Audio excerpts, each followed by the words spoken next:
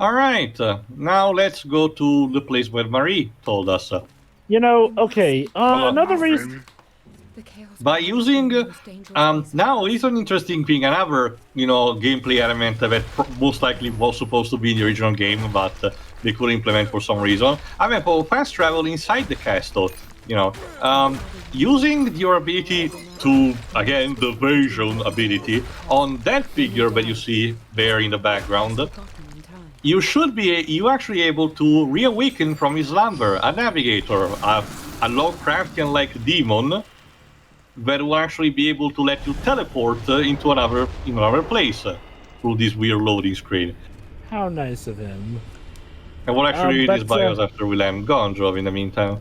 Want to know another reason Gabriel's a better parent than Cody and May? If we're to believe that this is his inner psyche was nice enough to spawn Alucard's mother, and comfort from the mother is always good. Again, it's like any kind of psyche has a positive and negative side. He was originally a traveler for another plane with a humanoid appearance who, attracted by the evil of the castle, succumbed to the void power within it. Got it.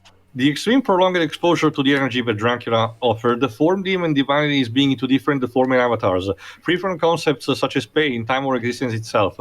The poor creature adapted the lack of gravity or space-related imitations of beings that exist in just one plane, expanding and occupying several corners of the castle at the same time.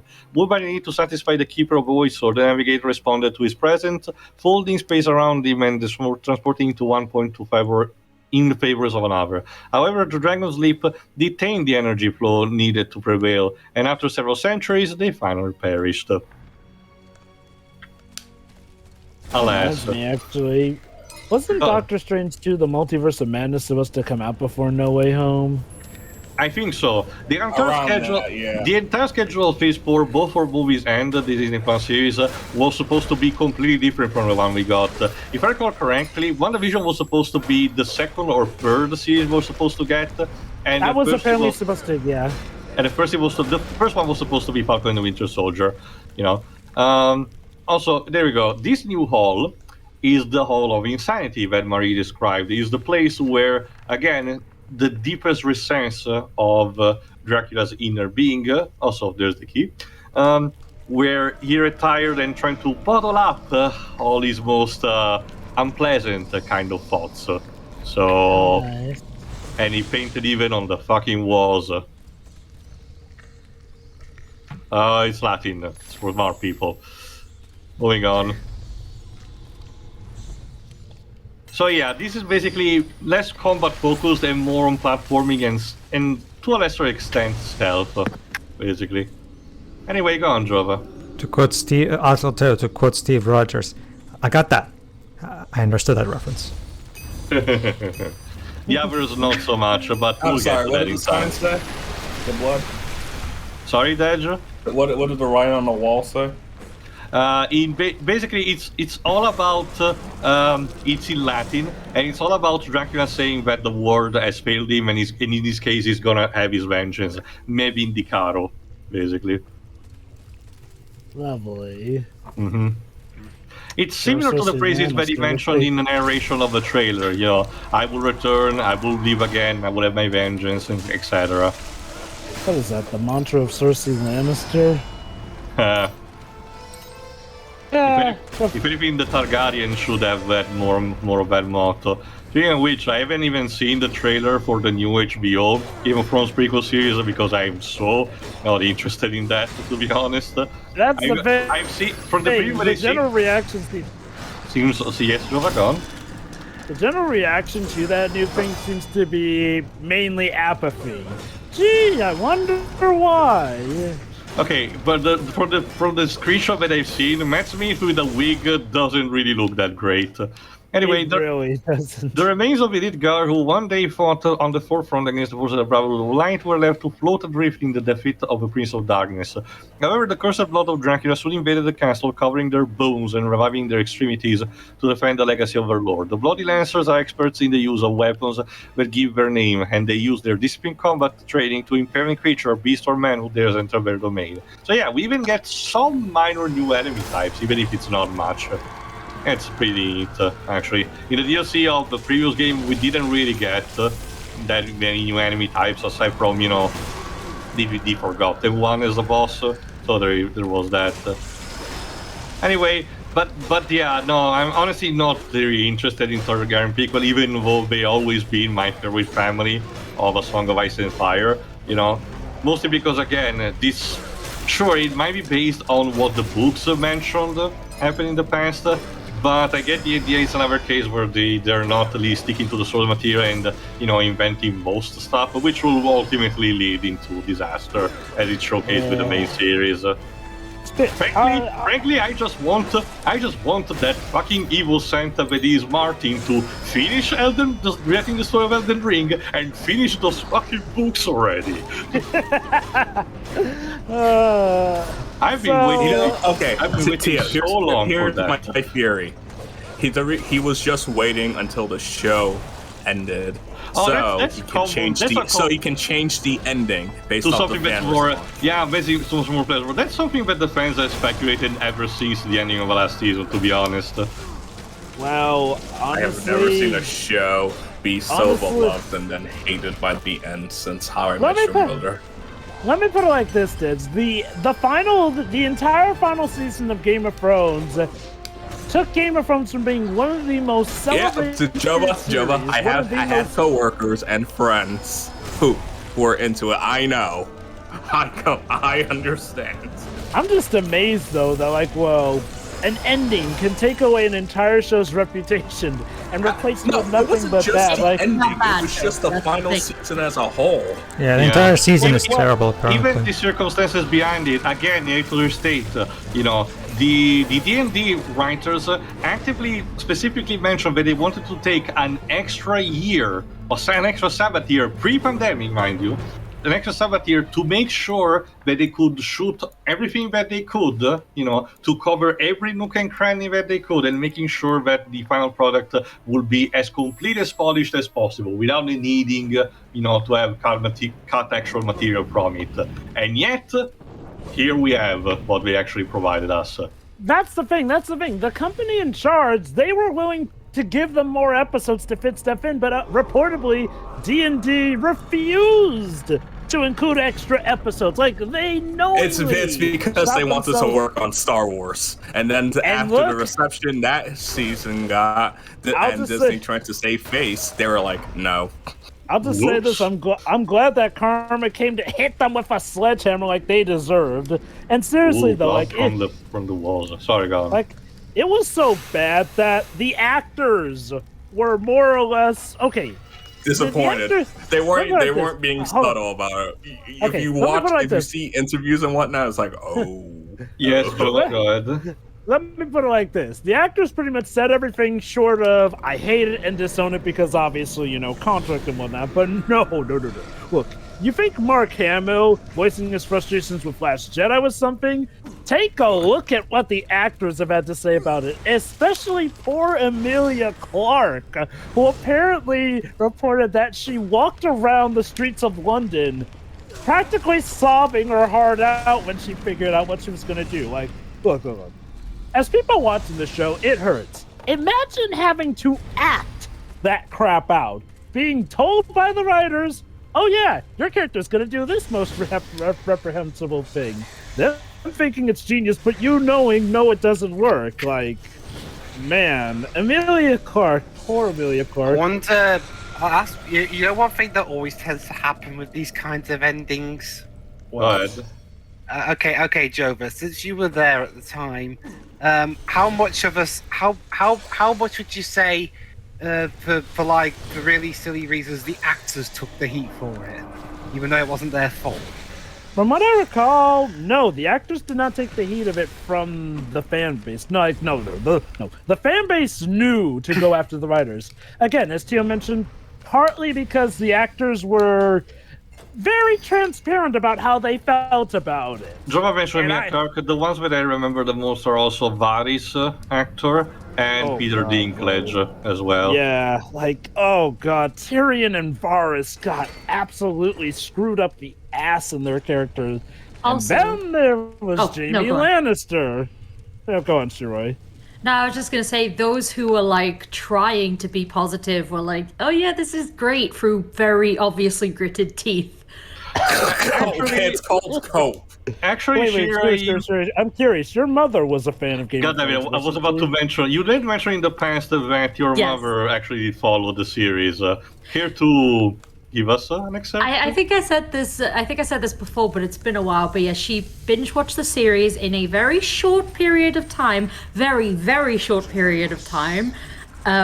She was very tired at work. And then when she got to season 8 was the last one, wasn't it? Yes.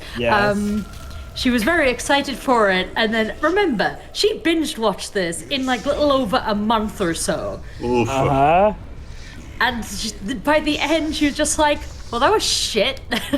Wow. Brilliant. Yeah. Again. She was so disappointed. Okay. Like, How I Met Your Mother. That show gets and deserves a lot of the flack for how its last episode makes the journey pointless.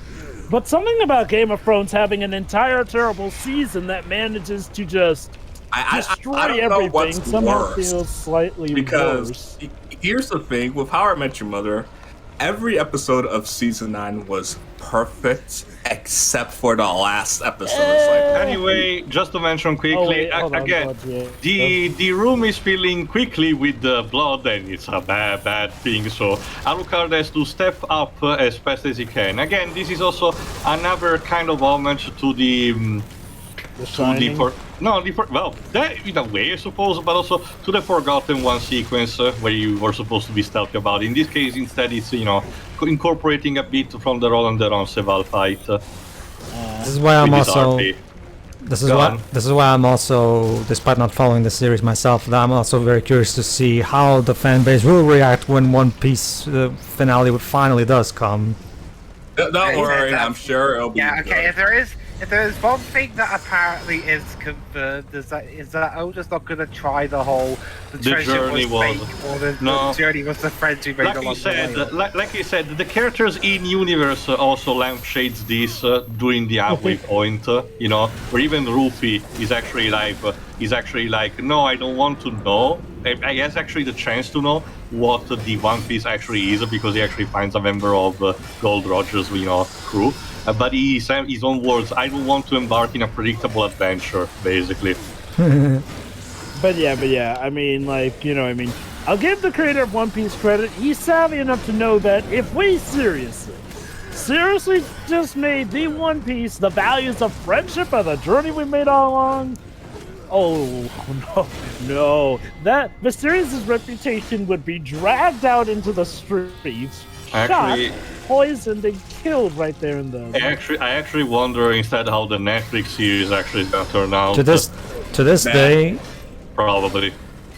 To this day, to me, my personal pick for the most brilliant conceived finale of a TV show is Seinfeld's finale, because I cannot think of a more appropriate finale than every single person over the course of the entire 9-season run who has been either wrongdoed or just flat out screwed over accidentally by them, to testify against them and have them be arrested for it. Now that reminds me, Seinfeld is now still don't available. like that finale, though. That's to quote the writers from the DVD extras. Yeah. The audience seemed to really forget that these characters are kind of bad people. They are. I mean, for as funny and for as endearing as they are bad people. But go on. I guess I'll be able to judge for myself, seeing as how now Seinfeld is finally on the USA's Netflix. Well, in terrible quality, unfortunately. Yeah. I mean, at least it's a way to watch It's the aspect ratio, because it's what Disney did with The Simpsons. They cropped it to make it look like it's widescreen, even though it isn't. Although they have fixed it now. Oh, they have? Good. Well, Disney and The Simpsons or Seinfeld? The Simpsons. Well, yeah, they did actually embark on fixing it as soon as they could. So yeah. Anyway, moving on.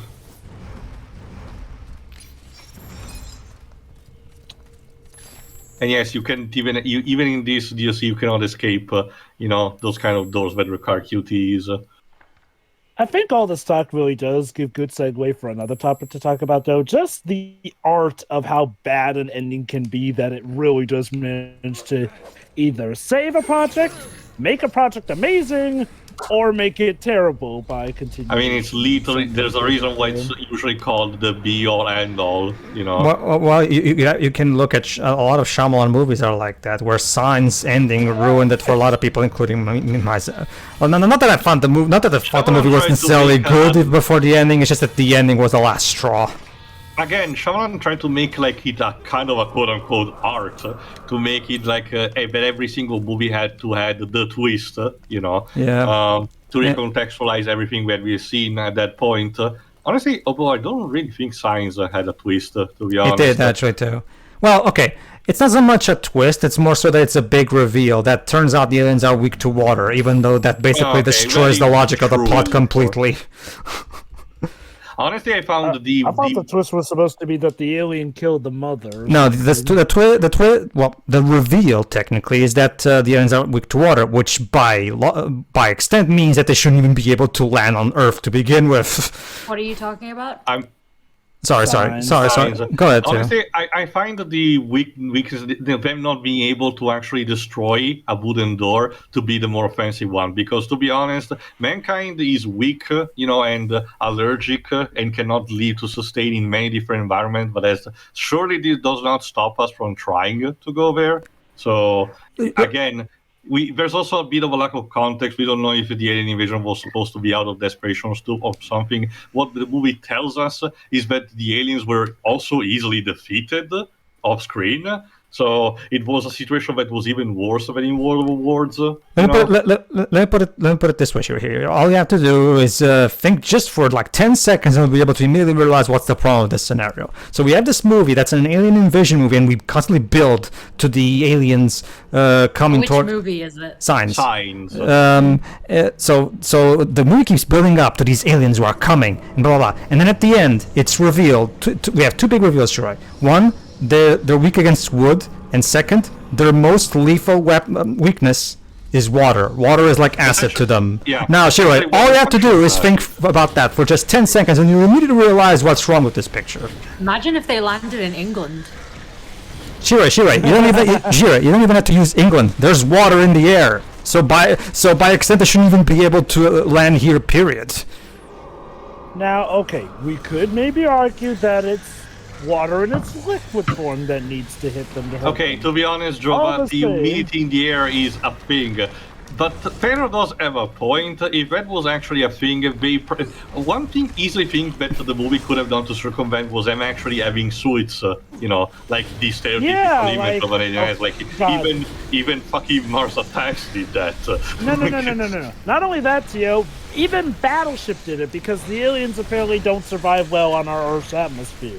They had the aliens in suits for that. It's like if they'd be able to detect the water before coming here in the first place. That as well. Let me explain also this briefly, just for context. Go on. The gimmick of this particular section of Insanity Hall is that by sacrificing his own bit of blood, Alucard can raise or lower that specific bit of the specific room's level of blood, allowing him to traverse a place. It's a very common, like, water temple-esque puzzle where you need to raise or lower, you know, the level of a liquid in order to unlock a new area, or potentially re-raise it again later for, you know, traversing a place that was previously locked. Go on. Let's see, there's a thing, Shirai. See, let's think about this. They're considering their weakness, and they're trying to conquer a planet that's 80% water. It's like if we humans try to conquer a lava planet. Like, it's just... There is a game released recently. I forgot exactly what it's called. A sci-fi gestional RTS kind of games where you can actually try to do that. So not just there's other Shyamalan movies that also suffer from the whole ending ruins it thing. Village, the very next movie he made, where suddenly it's revealed that this village is not really a village, but a secret conspiracy hideout for old men who just want to shield their entire community from technology, because technology is evil and shit. And it's just so dumb. It's more hilarious for the fact that the entire thing is kind of painted like a Mormon community. No, it's because it's again this build-up where there's this monster. You can't go out of the village because there's this monster that will eat you. Turns out the monster is actually the old people trying to scare the young ones from leaving the village. Not doing that. Oh, The Village, aka the movie that Well, okay, Signs was technically the start of M. Night Shyamalan's downfall, but The Village was where... Village was the first undeniable. Like, Signs was the one where people were kind of going into denial. Well, I think it's good. It's not as good as the other ones, but it's still good. Or some people will even say, well, okay, fine, that's just a misstep, that's fine. And then Village came about, and Village was even worse, so... Village was the movie that got such negative reception that M. Night Shyamalan went, well, screw you to Disney, even though Disney were still going to fund his next film. And then he went off to make Lady in the Water, which was basically him lashing out at everyone who dared to question his genius. Yeah. Basically, Deji... We all know how Lady in the Water turned out. Deji, do you know about Lady in the Water? And I feel like I shouldn't care, but go ahead. Well, it's a movie where Shyamalan... Okay, it's a movie where Shyamalan literally casts himself as a writer whose writings will save the world. Yeah, but wait. Wow, talk about an ego trip. Wait. Not only that, but because of his writing, somebody will kill him. Yes. He literally made himself Jesus. Not just that. Joe, you're forgetting the other thing. Here's the thing, Deji. They also created a character. There's also a character who's a movie critic, and he's the biggest asshole of the movie. Yeah, exactly. Basically, imagine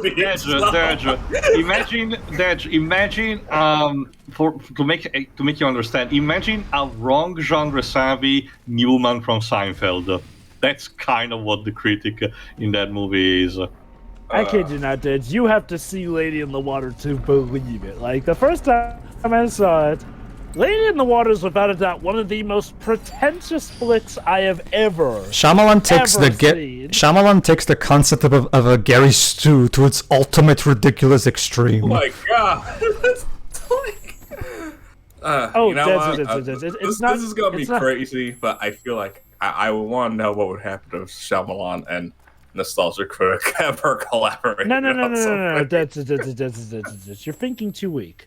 M. Night Shyamalan and David Cage collaborate. Jova, I'm pretty confident the result of that union would basically break reality. Not to mention, I'm pretty sure these kind of egos are incompatible by nature because one will try to take over the other. Yeah. Shyamalan wants to make good things, to my understanding. Well, you can make an argument. You can make an argument David wants too. It's just that he's a bigger asshole. Let me tell you like this, Jova. It's similar to those kind of crossovers where, yes, it's pretty cool, but it involves two major players at the end. But due to how strong their personalities tend to be, you know, the fact that they clash kinda alters or hinders the product on the long run, because instead of actually, you know, more enjoying the action, the two entities spends too much time bickering. Mm-hmm. Another case of a movie. Jimmy Neutron, Fairly Odd Parents. I haven't seen that, but I heard that's basically what happens there. Another movie. Yeah. Speaking of Shyamalan, this most recent. The first one is they do bicker, but the thing is they swap worlds and they're trying to get back on their own circumstances. There's too much. So it's like at the end, like they kind of okay, you're not so bad. And the sequel is like now that they're finally together, they don't get along at all. Anyway, yes, Pedro. His two most recent films also have incredibly terrible third acts that dismantle the entire movie, like A Castle of Cards. Glass because of what it does, and Old because its twist is flat out Village 2.0. Okay, so would you say that Old has his worst twist whatsoever? No, I'm not gonna. No, I honestly think Glass has the worst twist. Yeah, you know, Glass has Glass definitely has his worst twist. That's the sad part. Okay, but actually, since were you talking about worst Shyamalan movie? Worst Shyamalan twist. Worst Shyamalan twist. Yeah, specific, just the twist. I thought you meant worst Shyamalan movie. No. Because then I would have said that bit from Old. I'll say the twist from Glass. James, when you're ready to go ahead with this guy. I'm tired of wandering through the rooms of this damned castle one after another. The blood that envelops it never stops trying to devour me, and although I know the way out, I still haven't got the energy, man.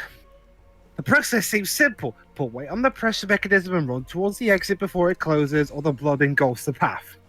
However, it gets more complicated with each. New room I discover.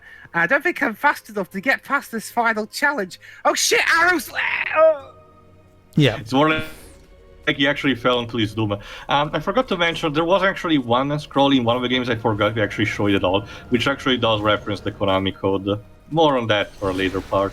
Go on, Pedro. The twisting glass is the worst because it basically destroys everything that the entire trilogy ever stood for. Potential was. I haven't seen a case, to be honest, where the entire potential that a stillborn franchise was supposed to have was squandered this much. Not even the Predator. The sad part is right honestly, before that with Split, he made what is, in my opinion, his best twist. That's also what I mean, with Split, you actually think they were going in a specific direction, potential and everything, but Glass was, deliberately shattered that probably in trying to be subversive of the fact that, these days everything is a cinematic universe, so they wanted to deconstruct the concept. It's just a very terrible job at that, pure and simple. Not only that, but okay, here's the thing about Glass. Glass did what I have not seen any other M. Night Shyamalan flick do. Like, I've seen M. Night Shyamalan flicks spawn debate. I've seen them spawn, terror. I've seen them spawn rage, anger and whatnot. But never have I seen an M. Night Shyamalan film spawn heartbreak as much as I saw Glass. And the thing about that's because Split was so good that there was genuine build-up and genuine reason to be excited about it. And then we got the final product. And the thing about the Glass is that it also ends kind of still on a sequel look of some kind, but Universal has never followed up on that. Nope. It's kind of like the end of Beyond Two Souls. Like, yeah, let's end the story like this, even though I don't plan to make a sequel. Unlike Beyond Two, wait, was it confirmed that M. Night Shyamalan had absolutely no plans for a sequel to Glass? Nope. Sorry. Yes. Sorry. So the point is, Glass was meant to be the end of the trilogy. It was according to. That is a blatant sequel. Jesus. Well, like I said, Jova. So was the ending of Beyond Two Souls, and look how that turned out. Well, that's the thing, Joseph. Shyamalan was too busy doing whatever the fuck he was doing at that bit in old. Like, honestly, guys, again, there's so many similarities between M. Night Shyamalan and David Cage to this rate that, yeah, it really is a shock that we have. Oh, actually, it's interesting you mentioned that. It's interesting you mentioned that because there's also a lot of players who the twist and reveal of who the Origami Killer is also ruined the game for a lot of people as well. Yeah. Because it doesn't make any sense. And okay, to give Heavy Rain credit, it is one of David Cage's better games up until you learn who the Origami Killer is. Yeah, questionable acting from these minor NPCs notwithstanding. Again, there's that the mafia's boss son, that is like, very well, you got me. I'm the Origami Killer. That's the thing too. Most of Norman's campaign in that game is just red herring after red herring. Basically. I kind of called he was a red herring, I think, during our playthrough of it. I forgot if I ever told. Well, hold on. First, we need to recover the Chaos Claws from the Three Sisters, which are currently installed now.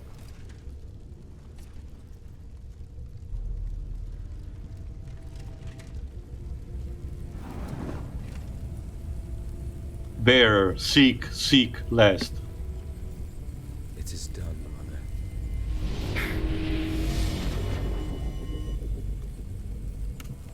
I told you should have been back by 10 p.m. But Mom, I was fighting. No buts, no excuses. You're grounded. You're coming out of that room for a whole decade. You're a terrible mother, you know that? Even so, you're worse than Cody and May. You must pay the consequences. You're out past the curfew. Let's put it onto that statue that Dracula will eventually find. Mm-hmm.